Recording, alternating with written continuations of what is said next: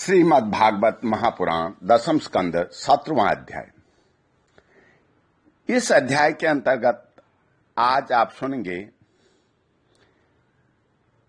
कालीनाग के कालीदह में आने की कथा तथा भगवान का ब्रजवासियों को दावानल से बचाना। राजा परीक्षित ने पूछा, हे भगवान, कालीनाग ने नागों के निवास स्थान रमणक द्वीप को क्यों छोड़ा था और उस अकेले ने ही गरुड़ जी का कौन सा अपराध किया था? श्री सुखदेव जी ने कहा, हे परीक्षित, पूर्व काल में गरुड़ जी को उपहार स्वरूप प्राप्त होने वाले सर्पों ने यह नियम कर दिया था कि प्रत्येक मास में निर्दिष्ट वृक्ष के नीचे गरुड़ जी को एक सर्प की भेंट दी जाए।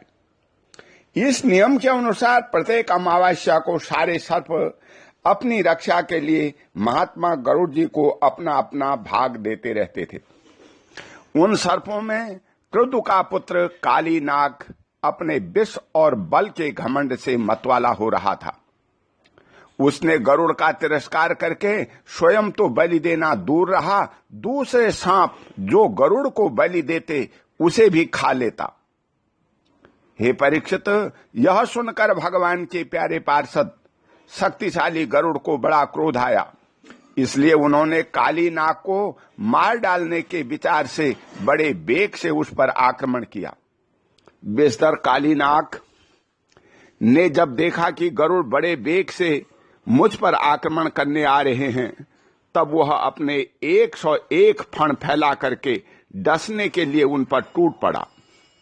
उसके पास शस्त्र थे, केवल दांत, इसलिए उसके दांतों से गरुड़ को डस लिया। उस समय वह अपनी भयावनी जीभें लपलपाता रहा था। उसकी सांस लंबी चल रही थी और आंखें बड़ी डरावनी जान पड़ती थी। त्राक्षनंदन गरुड़ जी भगवान विष्णु के वाहन हैं और उनका वेग तथा पराक्रम भी अतुलनीय है। कालीनाग की यह ढिठाई देखकर उसका क्रोध और भी बढ़ गया तथा उन्होंने उसे अपने शरीर से झटक कर फेंक दिया एवं अपने सुनहरे बाएं पंख से कालीनाग पर बड़े जोर से प्रहार किया। उसके पंख की चपेट से कालीनाग घायल हो गया। वह घबरा करके वहां से भागा और यमुना जी के एक कुंड में चला आया। यमुना जी का यह कुंड गरुड़ के लिए अगम्य था, साथ ही वह इतना गहरा था कि उसमें दूसरे लोग भी नहीं जा सकते थे। इसी स्थान पर एक दिन सुधातुर गरुड़ ने तपस्वी सौभरी के मना करने पर भी अपने अभीष्ट भक्ष्य मत्स्य को बलपूर्वक पकड़ करके खा लिया। अपने मुखिया मत्स्यराज के मारे जाने के कारण मछलियों को बड़ा कष्ट हुआ। वे अत्यंत दीन और व्याकुल हो गई। उनकी यह दशा देखकर महर्षि सौरभी को बड़ा दया आई। उन्होंने उस कुंड में रहने वाले सब जीवों की भलाई के लिए गरुड़ को यह शाप दे दिया, यदि गरुड़ फिर कभी इस कुंड में घुस करके मछलियों को खाएंगे तो उसी क्षण प्राणों से हाथ धो बैठेंगे। मैं यह सत्य सत्य कहता हूं।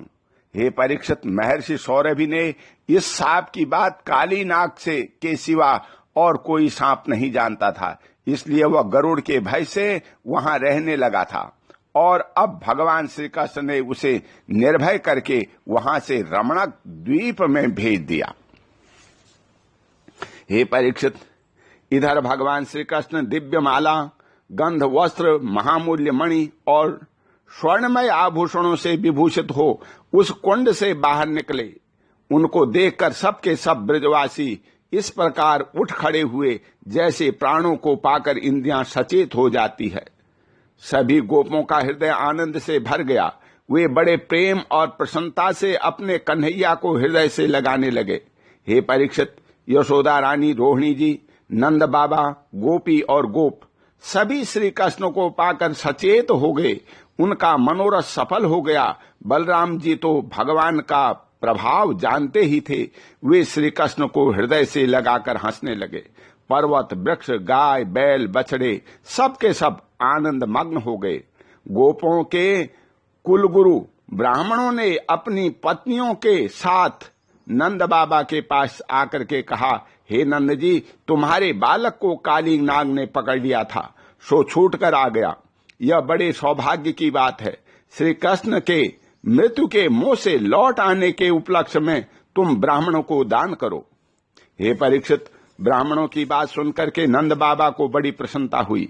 उन्होंने बहुत सा सोना और गौएं ब्राह्मणों को दान दी। परम सौभाग्यवती देवी यशोदा ने भी काल के गाल से बचे हुए अपने लाल को गोद में लेकर के हृदय से चिपका लिया। उनकी आंखों से आनंद के आंसुओं की बूंदें बार बार टपकी पड़ती थी। हे राजेंद्र, ब्रजवासी और गौएं सब कुशल, सब बहुत ही थक गए थे।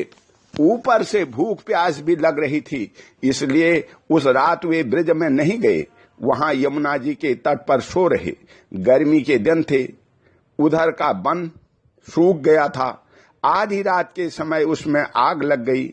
उस आग ने सोए हुए ब्रजवासियों को चारों ओर से घेर लिया और वह उन्हें जलाने लगी। आग की आंच लगने पर ब्रजवासी घबरा कर उठ खड़े हुए और लीला मनुष्य भगवान श्री कृष्ण की शरण में गए। उन्होंने कहा, प्यारे श्री कृष्ण, श्याम सुंदर, महाभाग्यवान बलराम, तुम दोनों का बल विक्रम अनंत है। देखो देखो, भयंकर आग तुम्हारे सगे संबंधी हम स्वजनों को जलाना ही चाहती है।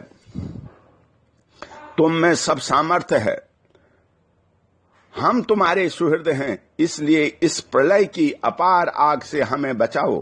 हे प्रभु, हम मृत्यु से नहीं डरते, परंतु तुम्हारे अकोतो भय चरण कमल छोड़ने में हम असमर्थ हैं।